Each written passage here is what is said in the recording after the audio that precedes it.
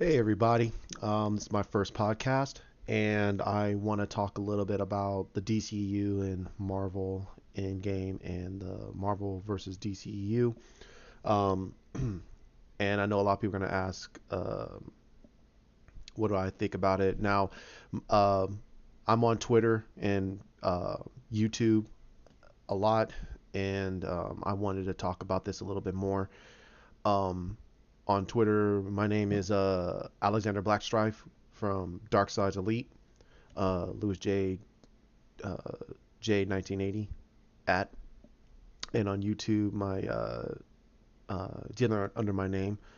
But I go to a lot of the websites with Lantern 2814, Comic Movie Marks, Chris Wong, David Pinna, and I even listen to John Aaron and Ben Everts on their Real Anarchy. Um, but yeah, I wanted to start doing this maybe once in a while, just get my feet wet. Um, and hopefully there'll be some more. I want to add in one of my friends right now, one of my friends pretty soon, until he gets his stuff settled up, and we'll do some discussions also about a lot of the situations for DCEU and comic books, and just chatting it up. Try to keep the profanity down to a minimum because we both like to curse a lot. But let's get down to it first. What's going on with the DCEU? I have been a comic book fan for a very very long time. Been reading comics since 1989, basically. After it was before the '89 Batman came out. I've been a huge Batman fan. I really wasn't a Superman fan until Man of Steel, and we'll get to that maybe a little bit later. And I want to discuss that what the DCU has been doing, and I feel that the DCU has been doing a pretty dang good job under Zack Snyder's tutelage and his guidance to create not just a universe, but create five arc movies and to give the fans a really epic story. It wasn't to build a universe, and I think a lot of people are getting those confused, and it's getting misconstrued. And I think that a lot of the YouTube guys out there, and even also I listen to Film Gob, and I think a lot of them are right. I think that a good chunk of them, that the ones I mentioned before, even Film Gob, they have their own personal opinions about the DCU, and they can have their opinions, and I have my opinions about the DCU and what Marvel has been doing over the past 11 years basically. And my not my gripe, but what I appreciate what Zach was doing is he was trying to do something a little bit different, but keeping the veins of what the comic books have already established, and he did a dang good job about it. And using Superman as the pinnacle piece of the story was inspiring because he wanted to give us a Superman that was more relatable. He wanted to give us a Superman that was more human. Because if you really look at the story of what Richard Donner did, he made Superman very unapproachable. Not many people can walk up to him, even though he is a humbled person. But Christopher Reeve's version was very awe-inspiring and very majestic, and the storylines in there were showing Superman classic stories. And I think that the regular audience, and a lot of people call them normies, and I'm even going to adopt that too, that the normal fans, they only see Christopher Reeve's version and they don't want to see anything else. Now, that is their right. That is their opinion, and that's what matters, that it's their opinion, but it shouldn't be a basic fact. And changing an opinion to a fact, there has to be nothing that can be indisputable. That what did Henry Cavill do that was not Superman? He saved people's lives. The only thing that was not Superman like is he was questioning his own validity of being a hero. And what I think a lot of people mistake is that he wasn't doing that because he didn't know. He did that mainly because he truly in his heart did not know the answer to it. And that is something that I felt that was very, very well needed, Superman's character, because he always went to his mom and his dad. He always went to Jor-El, and Jor-El had that overarching knowledge because of him having the wisdom of the House of El, and he has all this wisdom and knowledge stemming all the way back to the beginnings of Krypton and the beginnings of the house, that he didn't have that knack of humanity. It was a little bit more logistical. And having Ma and Pa Kent there gave him that grounded sensibility that was needed for his character to understand, with all of his great powers, that he's still a person. He's not an alien. He is a person. And that's what makes Superman relatable. But the problem with having Superman doing fantastical stuff is, what can challenge him? What can you do to challenge Superman? And the best way to challenge Superman is his humanity. You have to challenge his humanity. You have to challenge his sense of worth, because if you don't do that, then how can we feel inspired to want to do anything if he's just gonna look at the situation and go, okay, Green Rock, okay, well, Green Rock goes under under a lead lid, and that's it. And then we get his music, and he flies off and takes care of the situation. And I think that that's what Zach was trying to do, and I think he was being very diplomatic about it. And he did a bang up job. He actually made me a person that I respect. I like Superman. I respect Superman, but I just can't get behind him, to a person that I want to see more of Superman. I want to see more of Henry Cavill's Superman.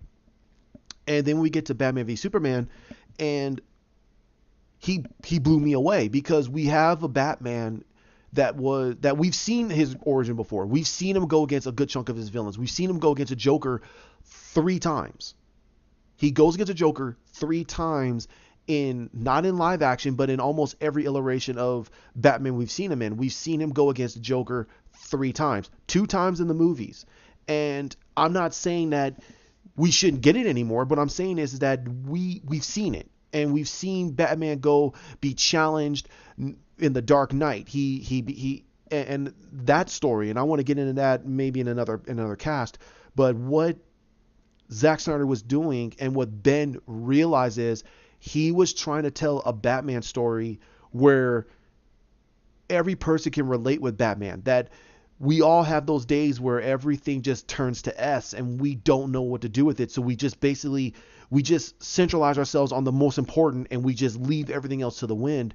And then out of nowhere, the responsibilities that we're thrusted upon, now it comes apparent, and we have to take it by the bullhorn. And what Batman did is, he took the anger, the rage, the helplessness that Alfred illustrated to him, and he actually focused it on Superman, but he took it in a more negative way. Those were the nightmares that he was having. Those were the things that he was worried about. All the paranoia, and the fact that he, as a child, was helpless of helping his mother and his father. He just sat there. Sat there. He stood there and watched his mother go into the light, while his dad was reaching out as best as he could, reaching out for his mother, reaching out to his wife, and saying, Martha, Martha. And it shook him. It was more on the fact that he was so connected to his mother than we've ever seen. In Nolan's version, it was his dad. And everyone kept saying that you were so much like your father. We've never really seen that with what in Snyder's universe, but we know through what he showed in that first part of that movie, which was just a brief illustration of the mindset of Batman, that Ben Affleck's Batman was broken. He was broken. That day when his parents were murdered, Bruce Wayne was broken, and he became Batman. But now, with what we know, that Robin is dead, and his speech about the 20 years in Gotham, and all the people that all the losses and the wins, and the good people turning evil, how many people stayed that way, how many people stayed good. He forgets that Gordon is in the middle of that. Is Gordon a bad guy? Does he see Gordon that what the heck is he doing? So there's a lot there that we're not getting, and that's not on Zach's fault. He's just giving us the brushstrokes. He's not giving us the full story. I don't want an origin story for Batman before Batman v Superman, because then you're actually establishing his universe already. You're already establishing his universe. That means that anybody else afterwards, they can't really change that anyway. They can't really say that, well, Gordon was this way and now he's this way. Well, how did he get to this point? And that's the problem, is when you get different directors coming in and they want to do their visions. And I'm always all about the director's vision, but if a director comes in and he's doing a sequel to a movie, he needs to adhere to the original concepts to what the original movie did, because now when we as the audience are looking at this movie, which is a visual story, it's not read to us. We're visually taking in everything in. We're gonna go, what the heck is going on? Why is this person acting this way? But you're gonna have other people that are saying, well, who cares? It's just a movie. And I go, but that's like someone reading you a book, and out of nowhere in the next chapter or the next book, they're acting completely different. You're going to feel like, what the heck are you telling me? Well, what are you telling me? And if a person is telling you something that you don't know, that you feel is wrong and also makes no sense to what you said beforehand, you're going to call it out. Hence why people call out people on the internet, and they call people out on social media, and they call people out on the forum boards and everything else. So when we're looking at a movie and something doesn't seem right, and it seems like, wait a minute, you're contradicting what you said beforehand, that has to be called out. It has to be told, like, hey, what's going on here? So having a Batman movie trying to pre-establish a Batman, it wouldn't make sense for where Ben Affleck's character was, because that means we have to tell a three-part story movie for all of that. And that wouldn't make sense. So what I personally feel is that Snyder did a damn good job with it. And he gave us a Batman that was so broken that he couldn't go back to Bruce Wayne, because if he went to Bruce Wayne, he's still that broken person that lost his family, and that's what Lex was preying on. You lost your family. You allowed them to die, and all those memories of what happened to his parents is coming out, and it's flooding, and he's using his own pain and anger for what happened to his parents, and he's using Batman as the tool instead of Batman being who he's supposed to be, and he's losing himself throughout the whole situation. And if you really think about it, everyone's got to remember something about Batman. Batman is who he is. Bruce Wayne is the mask, and that's been told to us for a lot of years. What the story was, in my perspective, this is what my opinion is, I think that Batman died the moment he quit. The moment Bruce Wayne stopped being Batman, the Batman died. What we saw throughout all of BVS was, it was Bruce Wayne in that mask. It wasn't Batman. Bruce Wayne was trying to be Batman, and that's what confused a lot of people, because Batman wouldn't do it. Batman has those rules, and he put those rules in place so he wouldn't go off the rails. And on top of it, it doesn't make him any more different. It makes him different than all of his villains, because as we know, the Joker will kill millions of lives and wouldn't blink an eye. We know that Penguin will do it. We know the Two-Face, the Riddler, they will do it. They don't care. But Batman cannot put innocence at risk if it means that he has to put himself in harm's way.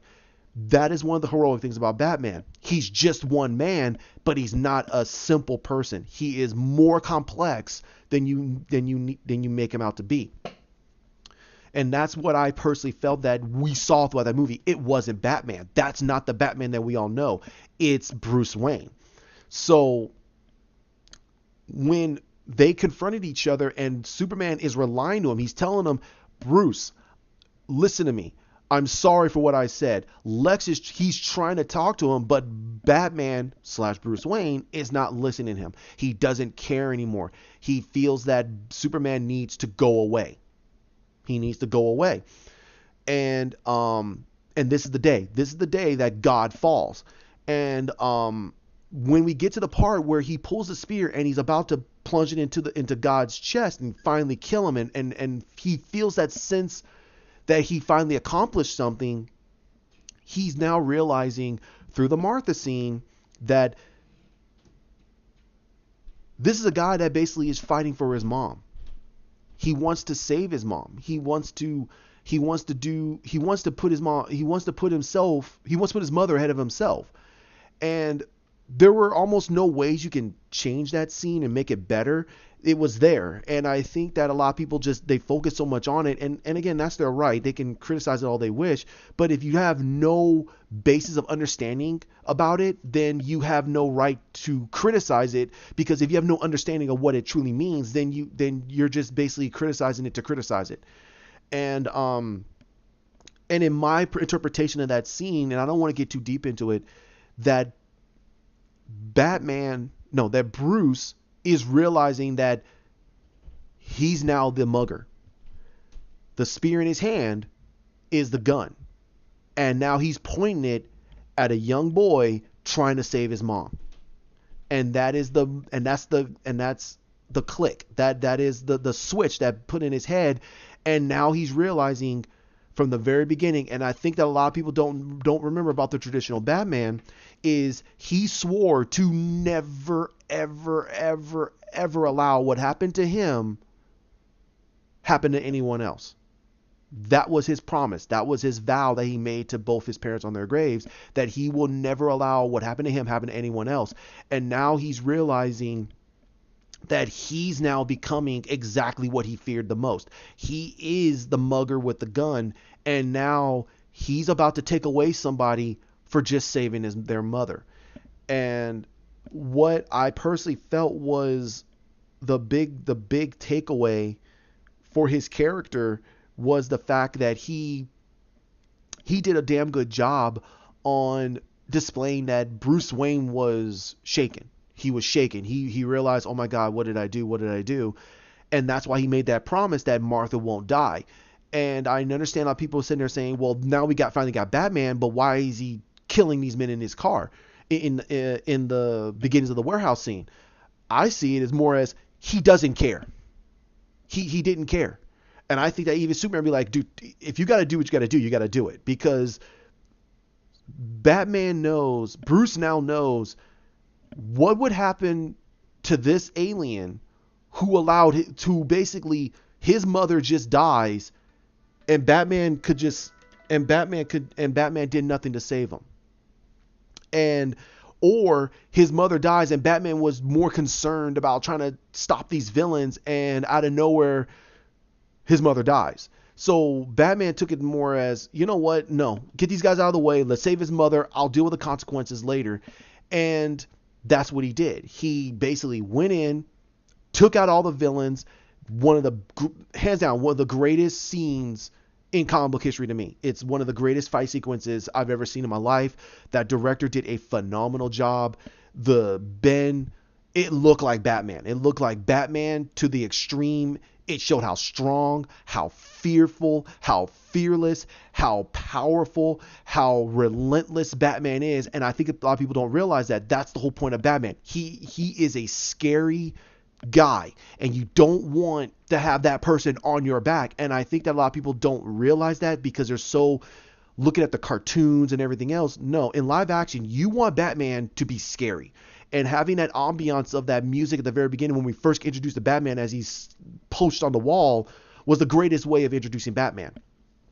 And then we get to the end where Bruce now realizing that he failed. He failed. He failed the world. He failed Superman. And now he has to live with the regret that his actions and his inactions are what killed this hero. That the world now does not have its greatest hero. And it's his fault. And that's why I feel that his arc in Justice League, in Snyder's Justice League, was more on the fact that he's now done. Bruce Wayne is done. He doesn't feel that he's the right guy for the job anymore. He feels that he's not the hero anymore. That his life has been mired with so much pain and so much misery that it was used against him, and he just basically just went completely off the rails to the point where he murdered a whole bunch of people, and he allowed a lot of people to die in prison, and he just winked it off as, well, they're criminals, they're weeds, who cares? And he believed that gathering Wonder Woman, gathering Aquaman, gathering Barry, and gathering himself was and Cyborg was the best way to give the world heroes that they can live up to, and also as a legacy for Superman. That is why he wanted to pivot Wonder Woman as the leader. He didn't want to be leader. He just said, hey, we got a job to do, let's just do it. But Wonder Woman was always centered first, and that's understandable. But for Batman, he's always been the guy to the left or to the right. He's never been in the center. And they all look to Bruce or look to Batman as, what do we do? And I think people don't realize that they don't look to Superman to what do we do. They look to Batman because he is the tactician, he is the strategist, he's the leader. And it's not the fact that he's the leader of a country or he's the leader of a business or a corporation or an international corporation or conglomerate. It's the fact that he trained himself to be a leader type. He is a leader type. That's what Bruce Wayne is. He is a leader, and they all know that. Even Superman in the comic books and even in the animated stuff, he is a leader, and even Superman will rely on that. He knows that Batman is not the leader of the Justice League, but he is the linchpin. He is the person that they all will lean to in times of need. That if they need something done, go to Batman. However, in this situation, Batman was putting it all on Wonder Woman, and Wonder Woman did not, and we don't know her arc is, but her arc in the whole movie was to basically be, she doesn't want to be leader. She doesn't know she could be leader. She doesn't want to have the weight of telling men and women to go to die for her. That's not what she feels. And having that scene of watching Steve die, it just shook her down to her foundations that she's not the leader type. So, and I think that's what Snyder was leading to with Justice League, with Batman and Wonder Woman, that Batman is now realizing that the way to save the world is through Lois. Lois is the key. She is the person that's going to keep Superman intact, because if he loses he loses Lois, he lost his world. He lost everything. There's nothing for him to live for anymore. And I think that's what the whole point was. And him sacrificing himself to save Lois so the world would not plunge itself into an apocalyptic nightmare is the greatest way to send off Bruce Wayne. It is. It's the greatest way to send off Bruce Wayne. And there's a lot more with the DCEU I'd like to talk about, but that's just one part of this of what I want to talk about. Now I want to talk about Marvel's Endgame and the Infinity War. And I think that, in my personal opinion, I think Endgame is an entertaining movie. They did a good job of giving fans a lot of the service that they would like to have. But I personally believe that it's a terrible comic book movie. So is Infinity War. And if it was a better movie and a little bit better of a comic book movie, but it was still not that good of a comic book movie, because a lot of it contradicts what they did in the very beginnings. And to get into that, I'll talk about that a little bit later. However, when we get to Endgame, a lot of us felt like there's a bookend to all of this. Like, okay, where's Thor in all this? Where's Hulk? Where's Cap? Where's Iron Man? Where's Hawkeye? Where's Scarlet Witch? Where's Black Widow? Where's War Machine, Black Panther, and all the rest of them? And none of us really cared that much about Captain Marvel. We knew she was going to be a part of it, but she was barely in the movie anyway. But there were three things, and Comic Movie Marks did a really good video on it, and I want to add to it. Number one for me was Hulk. You had Hulk in the first part of the movie completely, in Infinity War, he gets completely destroyed by Thanos, which is understandable. You want to get rid of him for a little while, but you don't bring him back at the end of the movie and have him try to go against Thanos again. And having him go against Thanos again at the end of Infinity War would have been great. It would have been great if you had him go against him at the end of Infinity War, where he tries to overpower him again. He tries to go full blown against Thanos with the gauntlet, and Thanos is going, well, crap, I wish I should have killed you beforehand. And he just tries to overpower him, but you show the true power of the Hulk. The Hulk is actually starting to, when he grabs onto the gauntlet with like this, you're seeing Thanos push against him like so, but when Hulk pushes against him, he's crushing the gauntlet. And Thanos is going, he looks at the gauntlet and goes, what the? And that's when he uses the Power Stone and knocks Hulk back, and he realizes, okay, I gotta do this snap now. Right when you're about to do the snap, that's when you have Thor throwing Stormbringer and plunging into him, and you still have the snap.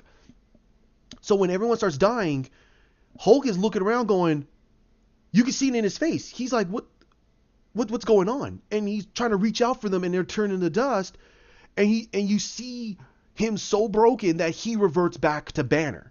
And you see Banner just looking at it going, oh my God, what did I do? And then you see Thor just messed up too. So when you get to Endgame, now you're going, what happened to Bruce? And now you find out that Bruce and Hulk are one and the same, and you're like, okay, that makes sense because after Banner and Hulk couldn't defeat Thanos, and he's about to break the gauntlet. He can break the gauntlet because of how strong he is. That we're going, okay, but now he's saying that the Hulk really, I don't know, but it looks like me and Hulk can have come to a decision, and we just, we're happy this way. And then we get to Thor. Thor being a different story because when you introduce it in the in game, Hulk's not there.